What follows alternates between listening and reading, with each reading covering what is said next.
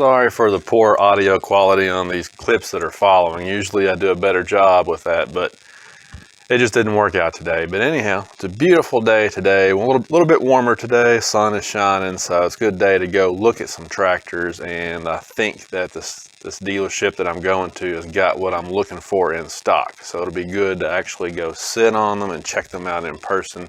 And a little later in this video, I'll show you what we find. But right now, I'm just going to kind of go through what my thought process is and why I'm looking at what I'm looking at. So the hunt for a compact tractor continues, and I'm one of those guys that's a little bit of a perfectionist, got a little touch of OCD. So when I'm getting ready to make a major purchase, whether it be a large screen TV or a pickup truck, or in this case, a piece of equipment, I tend to really do a lot of research, go through a lot of numbers, consider a lot of variables, because I don't want to have any regrets, you know. I've been going through the John Deere website because I'm kind of leaning toward the Deere. Reason being is that the Deere dealerships are everywhere. I live in central Kentucky, and you can't swing a dead cat without hitting a John Deere dealership. So service, parts, support would be easy to get. All the other brands, except for Kubota, which I've already crossed off the list because of their horrendous hydrostatic control design, and New Holland, which they're still kind of in the running, but I'm leaning toward the Deere. You know, those are the only two other brands that really have good dealership support in this area. You know, all of the other ones, Coyote, Yanmar, Massey Ferguson, gosh, you can go down the list. There's all kinds of brands, but all of those I would have to drive an hour and a half or 2 hours one way just to get to a dealership, basically. So that's kind of a consideration. That's putting them on down the list. The Rural King tractors, they have a great tractor. Lots of features, really comfortable. Get a lot of stuff, standard equipment on those that are, you know, add-ons on the other brands. Awesome tractors. Good price on them too. But the thing that concerns me about those is I'm wanting to keep this forever. I'm talking about the rest of my life forever. I'm going to hand this tractor down to my son one day. You know, so I'm concerned that 10 years, 20 years down the road, is Rural King going to be around? Hopefully they will, but this year we've seen a lot of big businesses that we thought would be around forever disappear. So it's kind of showed us that things are fragile, you know, and businesses may not be around forever. So what if Rural King's not around to support these tractors way down the road? You know, what if 5 years from now they just get out of the tractor business? Maybe they're still around, but they decide that it's not financially lucrative for them, and so they just get out of it and they stop supporting them. Could happen. So that's kind of pushing me away from those a little bit. So anyway, long story short, I'm kind of leaning toward Deere, but here's what I've noticed about the John Deeres. So like I said, the salesman was really helpful, gave me a lot of literature here. I had started looking at the subcompacts, like you guys saw in my previous video, looking at the 1 Series. But the thing about the 1 Series is it would probably do 85 or 90% of what I need to do around here. My concern is that a tractor like this, it's got enough power, but it doesn't have enough weight to pull a box blade that's full of gravel, you know, especially on these hillsides out here. So the tractive power is where these kind of are lacking. So then I started looking at the 2 Series, which is what this brochure is. This is the 3 Series brochure over here. But the thing about the 2 Series is that when you look at like the 2025R, for example, it is more money than the 3025D, and it's almost the same price as a 3025E. So you're paying the same or more money for a 2 Series than a lot of these 3 Series tractors, and the 3 Series tractors have significantly more capability and capacity. You know, I don't know if you're going to be able to see it on this video, but just for example, the engine family here is the NV80, Well, on the 3 Series, it's the NV88. The difference is there's a significant amount of extra PTO horsepower. The 3 Series is rated at almost 21 PTO horsepower, whereas the 2 Series is only 17 PTO horsepower. If you go down the list, the hydraulics total capacity 7 gallons per minute on the 2 Series, almost 9 gallons per minute on the 3 Series. Working our way on down, you can see that the lift capacity 24 inches behind the center link on the 3-point hitch is 1,670 pounds on this 3025D. And if you go over here to the 2025R, it's only 915 pounds. You know, the weight of the machine is 1,000 pounds less on the 2 Series. So that is significant because it really affects your tractive power. The max height lift capacity at the pivot on the loader, 840 pounds. On the 3 Series, you're almost 1,200 pounds. You know, you start going through the specs, the lift capacity, the weight of the machine, the hydraulics, what all you're getting here. And the 3 Series just offers a lot more tractor for the money, basically. You know, in terms of being able to work with it and what you're going to be able to do, the 3 Series is just the way to go. The only way that I can see the 2 Series being worth it is if you're a guy who was going to do mowing. Maybe you're going to get a mid-mount mower and you want to be able to quickly take the loader off, hook up the mower and go.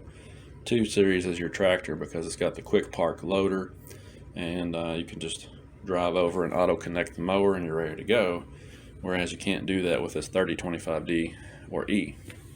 So in that case, I guess you would want to go with the 2 Series, but I'm not going to be mowing with this. I'm going to be using a box blade, grapple, loader, that kind of stuff. So the 2 Series is kind of off the list for me now too, and now I'm up to strongly considering the 3 Series tractor. Other thing is, I thought you were looking at hydrostatic tractors. I am. I started looking at the hydrostatic tractors first. The idea being that they would just be so convenient. You know, we've got a gear drive tractor right now for loader work, and for box blade work, a hydrostatic tractor would be awesome. But I noticed that now that I've settled on the 3 Series, they offer it both ways. And I'm thinking long term here. So long term, the hydrostatic tractor probably would not be the best investment, because when they do fail one day down the road, you know, these things have a 6-year warranty, so you don't have to worry about it for 6 years. But later down the road, when it does fail, you're talking big money to repair a hydrostatic unit versus a gear drive unit, which probably will last forever, but if it doesn't, you know, a lot easier, a lot cheaper to get it fixed. So now I'm considering the shuttle shift and the hydrostat. I'm going to go look at both of them today, but I'm considering both of them now. Even the gear drive tractor like the 3025D, it would still be an improvement over what we have now, because it does have the directional control right there on the dash, so you can change forward and reverse real fast. That one is it. That's the 3025, but that's the E. That's the one that has the hydrostatic transmission. Oh, this is a 3025 right here too. I got 2 of them. Tires are muddy, so people have been demoing them. But the thing I learned about these today that I didn't know is that the transmission, the drive casing and all that is cast iron, and on the, this is aluminum, and on the D model, it's cast iron, and that's where the big weight difference comes from. It pays to do research and do spec sheet analysis on these things. But I think this is a good size. This one has the R4 tires on it. See? It's what they call an R4 industrial tire. But I think probably the turf tires like we have would be better. Yeah, you're about what, 5'3", something like that? 5'2", 5'3", and you can even reach the pedals real nice. So that won't be an issue. Yeah, you can just look at it and see that the case is aluminum. I've actually seen a couple of pictures of guys breaking those, especially when pulling earth moving implements like blades and things like that. So that's kind of interesting, but I guarantee you they don't have a D model here to look at because everybody wants the hydrostat. So that's one thing I like to do is get on here and just kind of get a feel for the size. The interesting thing about this tractor is it doesn't have any more leg room than the little subcompacts that I was looking at, like the 1 Series Deere and the little Kubotas, the BXs. They have just as much leg room as this thing does, which is really interesting. But overall, I think it's a good size tractor though. It's like the PTO is electric over hydraulic, or not electric over hydraulic, but looks like the PTO's got the electric switch over here. There's your position adjustment. The loader controls are on the loader, but at least they're up here out of the way, so that's not too bad. I don't think they have any 3025D. Yeah, I doubt they have a D. Because like I said, everybody likes to do the hydrostat. That's kind of hard to open, but you got some tool storage there. And one thing about these, they don't have the quick park loaders on them. So the loader kind of stays on unless you want to get the tools out. But the controls are all real simple on this tractor. It does have a folding ROPS, so we can get it in and out of our trailer pretty easy. Got a step down here for short folks. One thing I do love about these John Deeres is the fuel tank is back here. See that? And that way you don't have to climb up on the tractor and hold the diesel fuel can up over the hood and get diesel fuel everywhere. It's easy to get to back here. That's nice. I don't know, what do you think? Pretty nice little tractor, but I just wish that they had made the case out of cast iron like the other brands. At least they did get away from the sight glass for your fluid level, so now you got a dipstick down there. That's probably a lot easier to use. It does have a drawbar on it.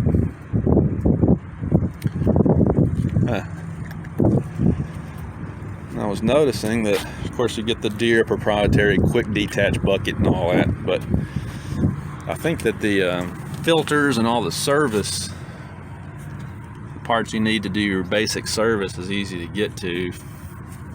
Got your oil filter over there, fuel, battery. Looks like it's easier to get to than the last generation, so it'd probably be an easier tractor to service, so that's good. There we go, we did find a D model. Cool. So got the gear shift up here, 1 through 4, foot throttle, brakes, cast iron case instead of aluminum. That's where the 500 and something pound weight difference comes from. Other than that, it looks like pretty much the same tractor. Not hardly any differences at all.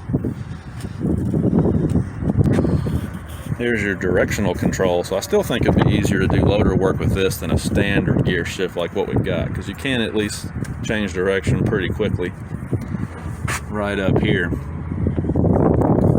Don't have a suspension seat on this one. You got to go on up in the more sophisticated models to get all that stuff, but I don't really care because I'm not on it all the time doing agriculture and all that kind of stuff. So this is the same tractor, just a little bit heavier duty. Decisions.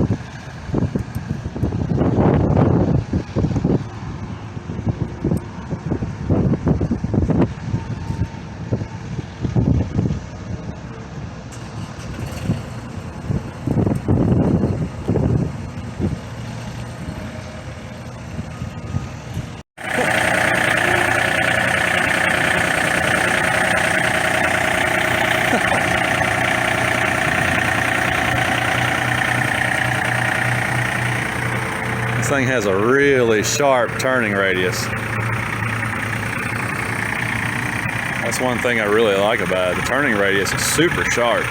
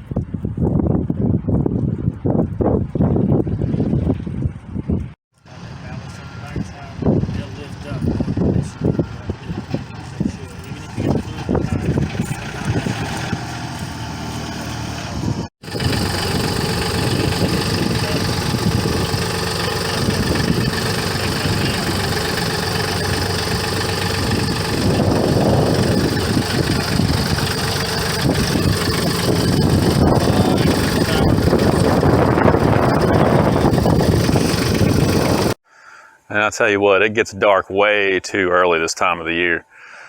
That was a pretty long afternoon, ended up being a longer afternoon than I thought, but got the chance to see a lot of the tractors in person, got the chance to actually take them out for a little bit of a test drive there at the facility.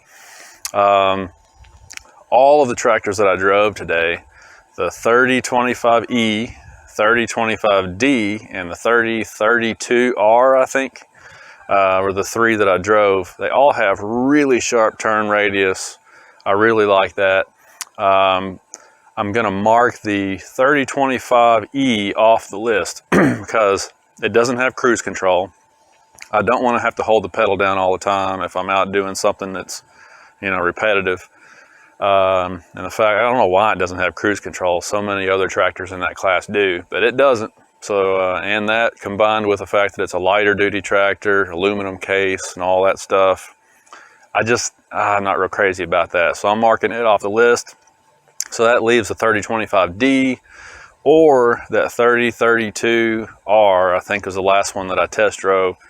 That thing is really nice. Problem is it's $6,300 more money, but it's really nice.